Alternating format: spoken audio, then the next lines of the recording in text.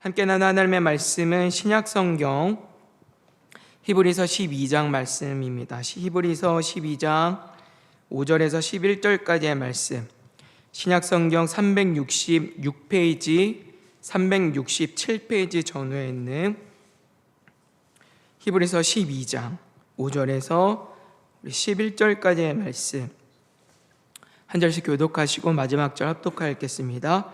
신약성경 366페이지, 7페이지 전후에 있는 히브리서 12장 5절에서 11절까지의 말씀, 우리 한 절씩 교독하여 읽고 마지막 절 합독하여 읽겠습니다.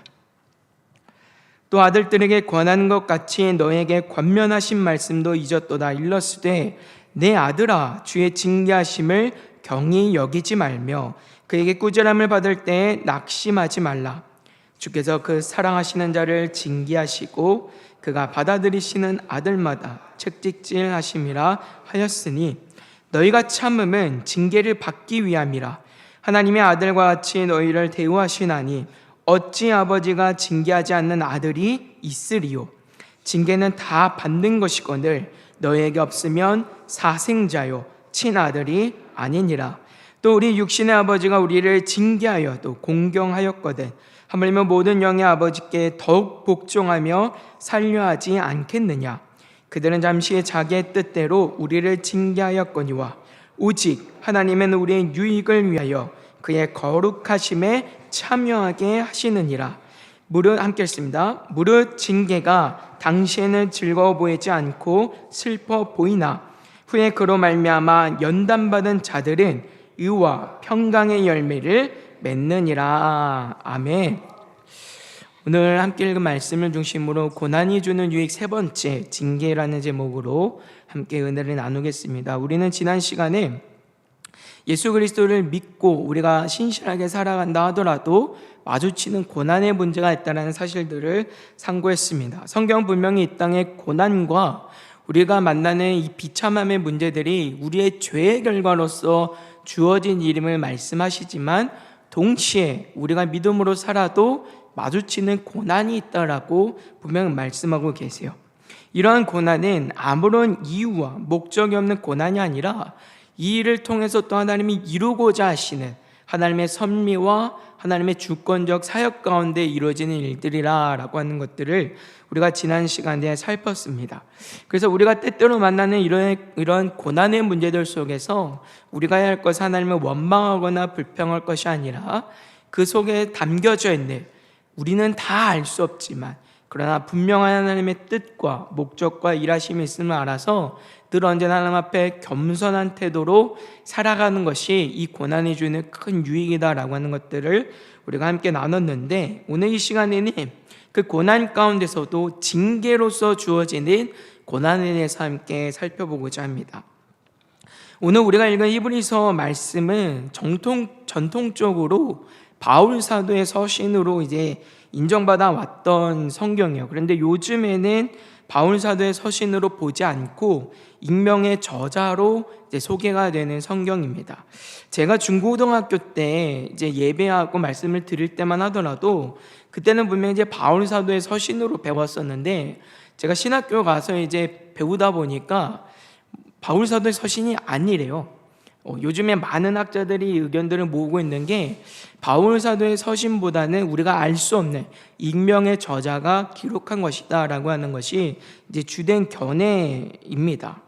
여기에는 뭐 여러 가지 이유들을 이제 설명할 수가 있겠지만 적어도 우리가 알 수 있는 한 가지 분명한 사실은 무엇이냐면, 이 서신을 기록한 저자나 그리고 이 서신을 받는 독자들은 대부분 하나님의 말씀, 율법에 정통한 유대인들이다라는 점이에요. 그러니까 우리가 히브리서를 읽어보면 아시겠지만 이 기자는 율법에 대한 굉장히 해박한 지식을 바탕으로 예수 그리스도와 복음의 내용을 잘 연결해서 우리에게 소개를 하고 있는 것을 보게 됩니다.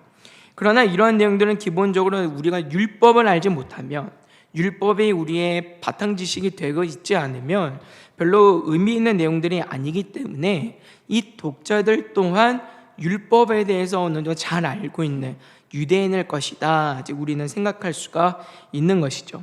그 가운데서 오늘 히브리서 기자는 고난에 대한 새로운 시각을 그들에게 전달하고 있습니다. 징계로서 주어지는 고난이 있다라는 점이에요. 우리가 잘 아는 것처럼 예수 그리스도를 믿는 믿음 때문에 당하는 큰 어려움과 환난이 있습니다. 그것은 늘 언제나 존재해 왔던 일이에요. 유대인으로서 예수님을 믿게 된 사람들은 유대교로부터 출교를 당했고 또 어딜 가든지 간에 이단들처럼 여겨졌어요. 그래서 너희들이 믿는 믿음은 다 가짜야, 이런 식의 취급을 당했던 사람들이 많았고, 뿐만 아니라 이방인으로서 예수님을 믿는 사람들도 이런 어려움들을 많이 당했죠. 특별히 대부분의 그 당시의 종교들이 황제 숭배나 이런 것들을 필수 요소적으로 이제 있는 반면에 우리 기독교, 우리 개신교 같은 경우에는 오직 유일신 하나님만을 신앙하는 믿음이었기 때문에 그 일들로 인해서 사회적인 비난이나 큰 어려움들을 당하는 일들이 너무나도 많이 있었습니다. 특별히 바울 사도도 이런 부분들을 우리가 잘 소개를 하는데, 사도행전 19장의 말씀을 보시면 바울 사도가 에베소 지역에서 복음을 증거할 때 만나는 어려움 중에 하나가 무엇이는가 보니까, 이 우상을 섬기던 것은 물론이고 우상을 만드는 것을 바울 사도가 금지하다 보니까 이것을 생업으로 삼고 살아가던 많은 사람들이 이제 시비를 하는 거예요. 특별히 이제 데메드리오 같은 사람들이 소개가 되는데, 이런 사람들이 당신 때문에 우리가 우상을 만들고 이것으로 장사를 하고 먹고 살아야 하는데 이것들을 금지하니까 우리 생업에 방해가 된다라고 하는 이유로 핍박하고, 그래서 바울 사도가 그 어려움을 피해서 도망할 수밖에 없는, 쫓겨날 수밖에 없는 상황들이 있었다라고 하는 것들을 우리에게 보여주고 있습니다. 그러니까 이처럼 우리가 이제 예수 그리스도를 믿는 믿음으로 인해서 당하는 이제 고난의 어려움들을 보게 되는데, 그러다 보니까 이 사람들에게 이 고난을 견딜 만한 이 새로운 고난에 대한 이해가 필요했던 거예요. 특별히 유대인들에게 있어서 고난은 어떤 의미였냐면 하나님이 주시는 형벌이었기 때문이죠. 유대인들에게서 고난은 하나님이 주시는 죄에 대한 형벌의 개념이 강했어요. 그래서 바리새인과 서기관들 같은 경우에는 병자나 귀신 들린 사람이나 가난한 사람들, 또 삶의 어려움에 있는 사람들하고 대부분 이제 상종을 하지 않았던 이유가 그들을 다 죄인으로 여겼기 때문이에요. 삶에 만나는 어려움, 고난, 환난, 가난, 기근, 핍박, 이런 비참한 모든 문제들은 다 우리가 하나님 앞에 잘못했기 때문에 하나님께서 죄인에게 주시는 형벌로서 받는 그런 내용으로 이해를 했기 때문이죠. 그래서 그 사람들을 죄인으로 여기고 그들과 상종도 하지 않았던 것을 우리가 볼 수 있어요. 그래서 이 바리새인이나 서기관들이 자신들의 믿음을 어떻게 보입니까? 세상에서 갖는 부와 명예들로 증명하려고 하는 거예요. 내가 예수 잘 믿으면, 내가 하나님 잘 믿으면 하나님이 복 주신다 그랬으니까 내가 높아져야 하고 내가 더 많이 누려야 되고 많이 가져야 그것이 내가 하나님 앞에 정당한 믿음의 사람인 것처럼 여겼기 때문이죠. 그러니까 자꾸 그런 것들을 드러내려고 보이려고 하는 이유가 이제 여기에 있는 건데, 이런 부분들이 욥기에서도 잘 나타나는 거예요. 욥은 분명 하나님 앞에 의로운 사람이에요. 이건 하나님이 인정하신 부분입니다. 그런데 그를 찾아온 이 세 친구가 어떻게 말을 합니까? 욥이 그가 알 수 없는 하나님의 신비와 또 하나님의 선미와 뜻 가운데서 그의 삶이 무너져 내릴 수밖에 없었어요. 그러자 그를 위로하기 위하여 찾아왔던 세 친구들은 다 뭐라 얘기하냐면, 너가 분명히 하나님 앞에 잘못한 게 있으니까 이런 어려움들을 만나는 거야. 그러니까 한번 잘 생각해봐. 그리고 하나님 앞에 회개해야 돼. 계속 얘기하는 거야. 욥이 하나님 앞에 잘못한 게 무엇입니까? 하나님께서 그는 경건하다, 거룩하다라고 하나님이 인정하셨어요. 의인이라고 인정하셨어요. 그런데 그를 향하여서 이 세 친구들은 회개를 촉구하죠. 이처럼 유대인들에게 있어서 고난, 우리 삶에서 만나는 어려움이라고 하는 것은 죄인에게 주시는 하나님의 저주, 형벌의 개념이 강했기 때문에 이런 고난에 대해서 이 사람들을 잘 견디기 어려워했어요. 그리고 무엇보다 이 고난을 더욱 견디기 어려웠던 가장 큰 이유 중에 하나는 이것이 하나님이 주시는 저주라고 생각했기 때문에 내가 하나님으로부터 버림받았다, 내가 하나님으로부터 외면당했다라고 하는 그 마음 때문에 이 고난을 더 견디기 어려워했어요. 우리도 때때로 하나님 앞에 살아가는 중에 만나는 고난이 있습니다. 우리 중에 누구도 고난을 지나가고 싶어서 지나가는 사람들은 없어요. 그렇지만 우리도 때때로 염려를 만나고 근심을 만나고 이 산을 넘어가면 또 다른 산을 만나는 그런 어려운 문제들을 보게 됩니다. 그럴 때 우리의 마음이 힘든 게 무엇인지 아십니까? 그 고난 자체의 상황도 사실 힘들긴 하지만 그 가운데서 하나님이 나를 외면하신 것 같은 느낌이 들기 때문이에요. 내가 왜 이런 어려운 상황들을 만나고 있는 것일까? 하나님이 나를 외면하고 계시고 그 상황 가운데 나를 그냥 버려두신 것만 같은 그 외로움. 나는 하나님 앞에 잘못한 것이 없는데 왜 나는 이런 억울하고 어려운 일들을 만나게 되는 것일까? 그리고 그 속에서 내가 아무리 하나님을 찾고 하나님 앞에 기도해도 당장의 내 삶의 문제들이 해결되지 않는 걸 보면서 하나님께서 나를 외면하시는 것만 같은, 내가 하나님 앞에 버림받는 것만 같은 그 아픔과 외로움이 우리를 잠식하죠. 그리고 그 외로움은 이루 말할 수 없는 고통이 되어서 우리의 삶을 무겁게 짓누르는 것을 보게 됩니다. 대부분의 유대인들이 고난을 이런 식으로 생각을 했던 거예요. 고난은 하나님의 저주이기 때문에 내가 그 어려운 상황에 있다라고 하는 것은 결국 하나님이 나를 버리셨구나라고 하는 그 외로움, 내가 하나님한테 외면당하는구나라고 하는 그 슬픔이 컸단 말이죠. 이러한 탄식들을 우리는 시편 곳곳에서도 찾아볼 수 있습니다. 시편 27편 9절의 말씀에 보니까 주의 얼굴을 내게서 숨기지 마시고 주의 종을 놓아여 버리지 마소서. 나는 주의 도움이 되셨나이다. 나의 구원의 하나님이시여 나를 버리지 마시고 떠나지 마소서. 고통 가운데 하나님 앞에 외치는 탄식이요, 하나님 나를 버리지 마시옵소서. 하나님의 얼굴을 내게서 돌리지 마시옵소서. 시편 38편 21절도 우리에게 이렇게 말씀합니다. 여호와여 나를 버리지 마소서. 나의 하나님이여 나를 멀리 하지 마소서. 아멘.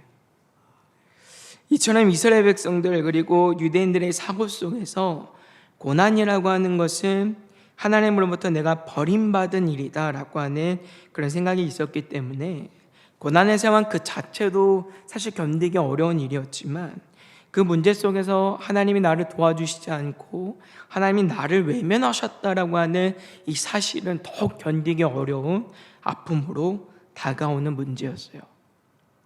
그런 히브리서의 독자들의 상황도 마찬가지였습니다.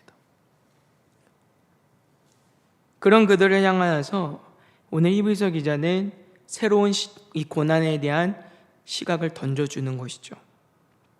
우리가 하나님으로부터 외면당하거나 하나님이 나를 버리신 것이 아니라 오히려 그 고난은 하나님께서 우리를 주목하여 바라보시는, 나를 오히려 돌보시고 내게 많은 관심을 두고 계시는 증거다라고 하는 거예요.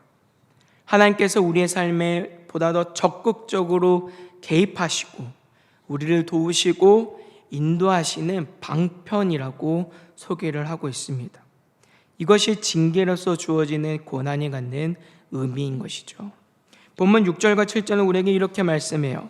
주께서 그 사랑하시는 자를 징계하시고 그가 받아들이시는 아들마다 채찍질 하심이라 하였으니 너희가 참음은 징계를 받기 위함이라.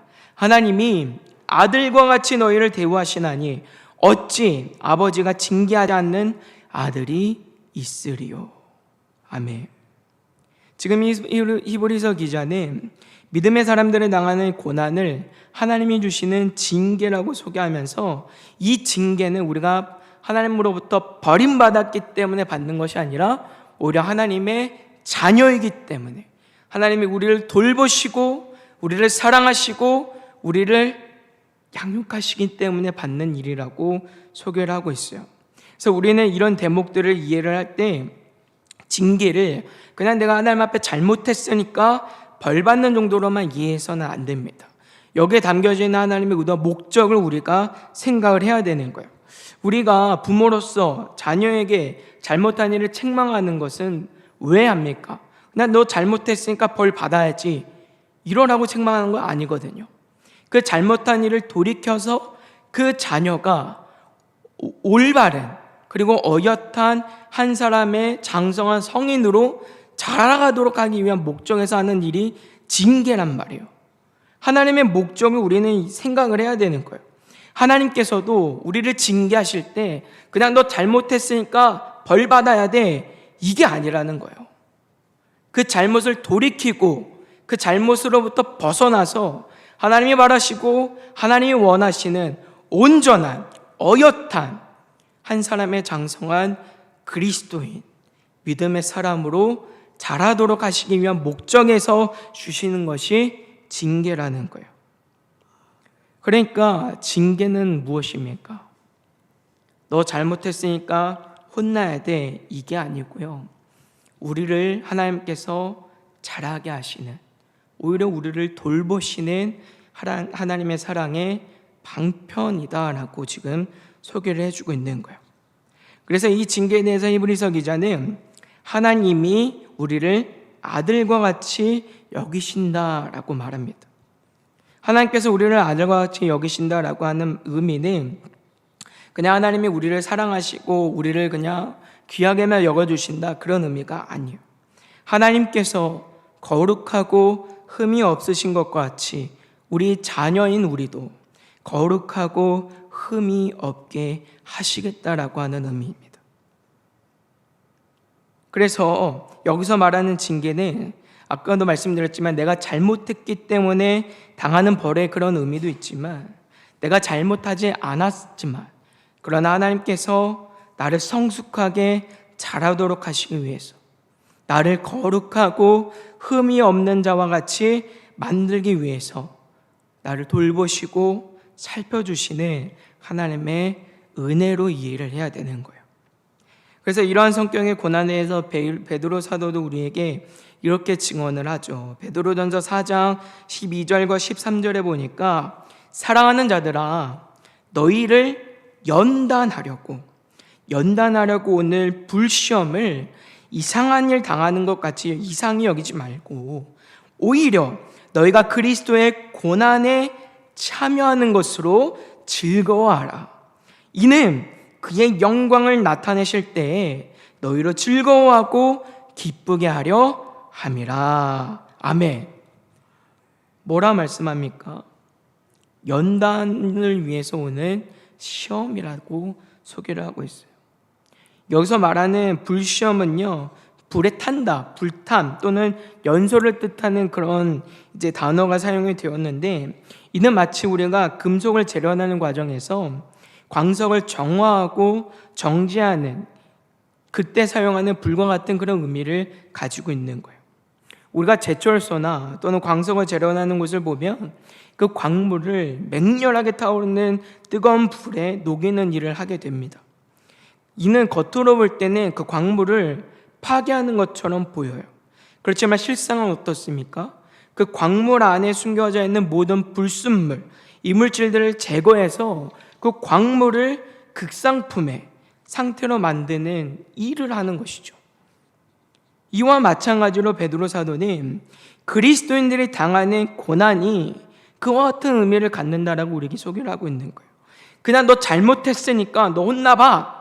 그냥 하나님이 주시는 어떤 죄에 대한 형벌과 저주로서의 개념이 아니라 이 아픔과 이 눈물과 이 어려운 과정들을 통하여서 하나님은 우리 안에 있는 모든 불의와 우리 안에 있는 모든 죄악을 무너뜨리시고 깨뜨리셔서 하나님의 온전한 사람으로 세운다라고 하는 의미가 담겨져 있다는 거예요. 하나님께서 고난을 통해 그리고 때로는 그 어려움들을 통해서 우리 안에 있는 안락, 게으름, 교만, 쾌락과 같이 우리의 모든 정욕과 우리의 모든 죄악이 다 드러나게 하셔서 다 태우시고 온전히 하나님만을 의지하고 온전히 하나님만을 사랑하고 온전히 하나님을 경외하는 믿음이 되도록 하시는 방편이 오늘 우리가 만나는 고난의 의미다라고 설명을 하는 거죠. 이것이 오늘 히브리서 기자가 말하는 징계로서 주어지는 고난이에요. 그래서 오늘 우리가 고난을 만나야 돼요. 고난이 필요한 이유가 여기에 있습니다. 이사야 48장 10절에 우리에게 이렇게 말씀합니다. 보라, 내가 너를 연단하였으나 은처럼 하지 아니하고 너를 고난의 풀물불에서 택하였노라. 예레미야 9장 7절. 그러므로 만군의 여호와께서 이와 같이 말씀하시되 보라, 내가 내 딸 백성을 어떻게 처치할고 그들을 녹이고 연단하리라. 아멘. 이처럼 하나님께서 주시는 고난은 우리를 버리시거나 우리를 외면하시는 일이 아니에요. 오히려 이 일은 하나님께서 우리를 그리고 나를 얻기 위해서 나를 흠없고 거룩한 하나님의 백성, 자녀, 하나님의 아들이 되도록 하시기 위한 하나님의 지극히 크신 관심이고 적극적인 개입하심이고 하나님의 사랑과 은혜, 일하심의 역사임을 성경은 말씀하고 있습니다. 그렇기 때문에 고난이 우리에게 유익한 거예요. 로마서 5장 3절과 4절은 바울 사도는 이렇게 고백합니다. 다만 이뿐 아니라 우리가 환난 중에도 즐거워하나니 이는 환난은 인내를, 인내는 연단을, 연단은 소망을 이루는 줄 알미로다. 아멘. 우리가 월요일부터 새벽에 요엘서의 말씀을 읽었지만 요엘서에 등장하는 하나님의 심판의 의미가 어디에 있습니까? 이스라엘의 회복에 있잖아요. 하나님께서 왜 이스라엘 백성들을 심판하시고 그들의 삶을 다 무너뜨리십니까? 그들의 죄악된 그 모든 것들을 다 무너뜨리셔서 다시 하나님을 경외하는 자로 새롭게 하시기 위한 하나님의 은혜이지 않습니까? 그렇기 때문에 오늘 우리가 당하는 고난은 우리가 잘못했기 때문에 받는 어떤 형벌, 어떤 하나님의 저주, 그 이상의 의미를 갖는 거예요. 하나님께서는 그들을 다시 회복시키셔서 이전과 같은 그 죄악에 머물지 않도록 하시기 위해서 그 목적을 가지고 일들을 하신단 말이에요. 우리가 볼 때 당하는 이 고난은 그렇기 때문에 하나님께서 우리를 외면하시거나 버리시는 일이 아니라 오히려 하나님이 얼마나 내 삶에 깊은 관심을 가지고 나를 돌보시는지 보여주는 하나님의 은혜의 손길임을 우리는 기억해야 합니다. 그래서 오늘 본문 11절에 이렇게 고백해요. 무릇 징계가 당시에는 즐거워 보이지 않고 슬퍼 보이나 후에 그로 말미암아 연단받는 자들의 의와 평강의 열매를 맺느니라. 아멘. 당장의 이 어려움들을 당할 때는 어렵죠. 정말 죽을 것만 같고 정말 하나님이 이렇게 원망스러울 때가 없고 그럴 수 있어요. 그러나 그 모든 일들이 지나고 나면 어떻게 되는 거예요? 돌아보니 그것이 은혜임을 보게 되는 것이죠. 나도 모르는 사이에 내 안에 모든 악의 불순물이 다 사라지고 하나님 앞에 거룩한 백성, 흠이 없는 백성이 되어서 정말 하나님이 우리에게 주고자 하시는 그 열매를 맺는 삶이 이 안에 있음을 성경은 말씀하고 있어요. 그렇기 때문에 오늘 히브리서 기자는 고난 가운데 있는 하나님의 자녀들 백성들을 이렇게 위로를 하고 있습니다. 그러나 하나님의 자녀들이 아닌 이들에게 하나님은 그렇게 하지 않으세요. 징계하지 않으세요. 하실 이유가 없어요. 그냥 그대로 내버려 두십니다. 여러분, 하나님의 무관심이 얼마나 무서운지 기억하셔야 돼요. 하나님의 자녀와 하나님의 자녀가 아닌 사람들의 가장 큰 차이가 어디에 있는지 아십니까? 모두가 다 하나님의 통치와 주권 가운데 살아가요. 하나님의 자녀도 하나님 앞에서 불의하고 불법하여 살아갈 때가 정말 많아요. 그런데 이 두 차이가 어디 있는지 아십니까? 하나님의 자녀들은 하나님이 적극적으로 삶에 개입하세요. 고난 가운데 돌이키게 하시는 은혜들이 있어요. 절대로 하나님은 이대로 살아가도록 내버려두지 않으세요. 그러나 하나님의 자녀가 아닌 사람들은 그냥 내버려두세요. 자기 멋대로 살아가도 하나님께서 돌이킬 기회를 주지 않으세요. 자기의 완악함대로, 자기의 죄악대로, 정욕대로 불타 살아가더라도 하나님 그냥 내버려 두신다고요. 그래서 오늘 8절 이렇게 말씀하세요.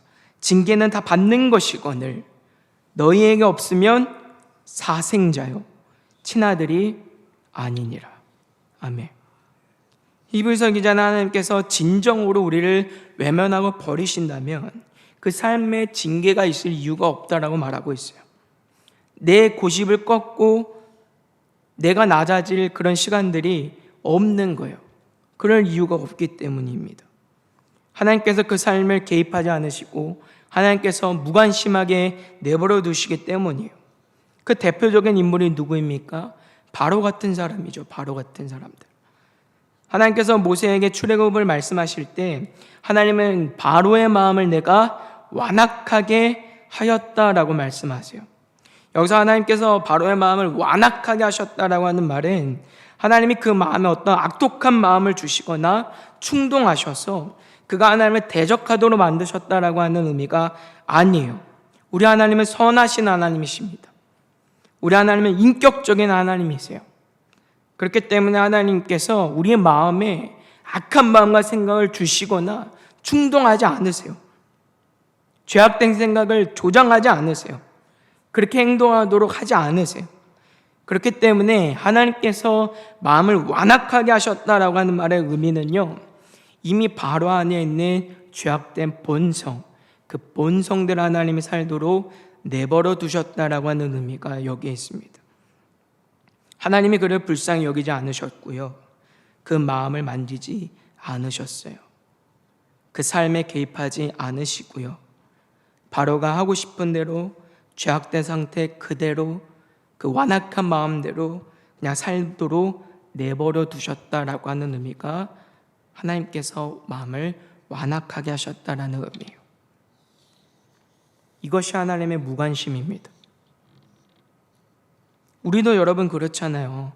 우리도 내 자녀에게 잘못한 일에 대해서 책망하기도 하지만 다른 사람의 자녀에 대해서 그렇게 하는 경우가 있습니까? 물론 지금은 서로에게 더 무관심하고 그냥 이래라 저래라 하지 않는 것이 더 마치 좋은 어떤 에티켓이고 매너인 것처럼 여겨지는 그런 시대를 우리가 살아가고는 있지만, 사실 내 자녀가 아닌데 그 자녀가 어떻게 살아가든 나하고 도대체 무슨 상관이 있겠어요? 그러니까 내가 그 삶에 무슨 관심을 두겠느냐 말이에요. 그 자녀가 어떻게 살아가든 별로 상관이 없는 거예요. 하나님도 마찬가지세요.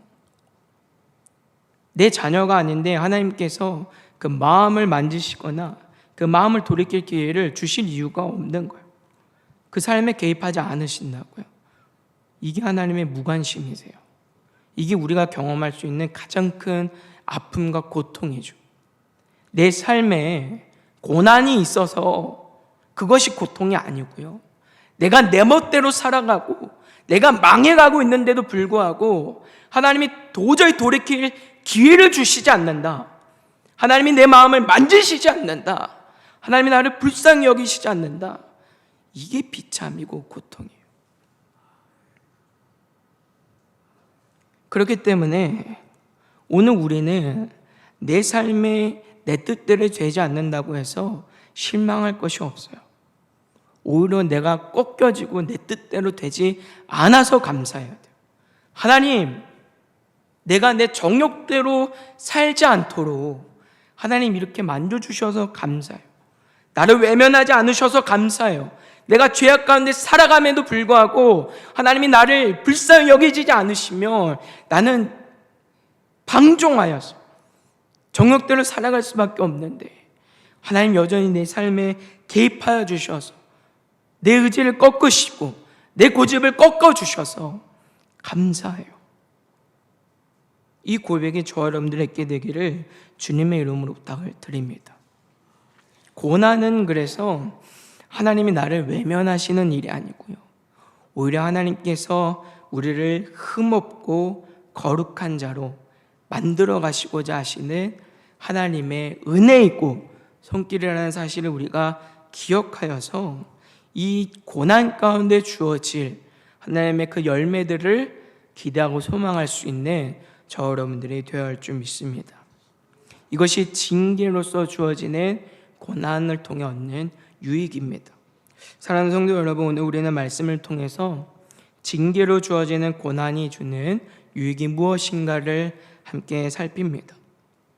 이 고난은 하나님께서 우리를 버리시거나 외면하시는 것이 아니고 오히려 내게 깊은 관심을 가지시고 내 삶의 깊은 곳에서부터 적극적으로 내 삶을 개입하여 주시고 만지시는 하나님의 은혜임을 기억하시길 바랍니다. 이 일을 통하여서 하나님은 내가 거룩하니 너희도 거룩하라 하신 그 말씀대로 우리를 정말 흠없고 거룩한 백성으로 만들어 가십니다. 이 말씀을 기억하시고 우리가 어떤 고난의 상황에 있다 할더라도 이 고난 가운데 하나님 앞에 순종하며 감사하며 기뻐하며 살아갈 수 있는 복된 은혜가 있게 되기를 주님의 이름으로 소망합니다.